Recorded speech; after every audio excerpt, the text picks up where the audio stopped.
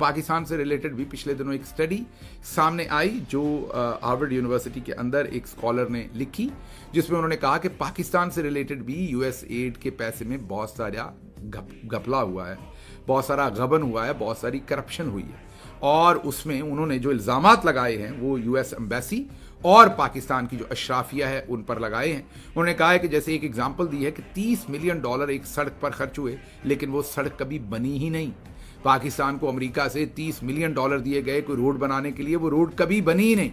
इस तरह उन्होंने और भी बहुत सारी एग्जांपल्स दी कि यूएस एड का बहुत सारा पैसा जो है वो इसी तरह से खराब किया जाता है। सदर ट्रंप ने अब यूएस एड को खत्म करने का फैसला किया है। जी हाँ, उन्होंने कहा है कि यूएस एड जो है वो एड के नाम पर पूरी दुनिया में करप्शन हो रही है, मतलब कि रजीम चेंजेस या दूसरे इस तरह के काम या ऐसे काम जो अमरीकी अवाम के टैक्स पेयर पर नहीं होने चाहिए। ये एक माफिया बैठा है, एक ये एलीटिज्म बैठा है, स्टेटस को है जो यूएस एड के पैसे को इस्तेमाल करता है। कहते तो हैं कि हम इसको इंसानियत की बेहतरी के लिए इस्तेमाल करते हैं, लेकिन ये अपने मज़मूम मकासद के लिए यूएस एड का पैसा जो है वो मुख्तलिफ ममालिक के अंदर गलत तरीके से इस्तेमाल करते हैं। उनकी प्रेस सेक्रेटरी मिस लेविट ने बहुत ही बेहतरीन तरीके से बताया कि कैसे उन्होंने सिर्फ एग्जाम्पल्स दी कि 1.5 मिलियन जो है वो DEI इन सर्बिया वर्क प्लेस वो खर्च किया गया। ये भी जाहिर है डाइवर्सिटी और उससे रिलेटेड तमाम चीज़ों को सपोर्ट करने के लिए, जिसमें होमोसेक्सुअलिटी और वो तमाम चीज़ें आती हैं, उनको सपोर्ट करने के लिए 1.5 मिलियन लगाया गया।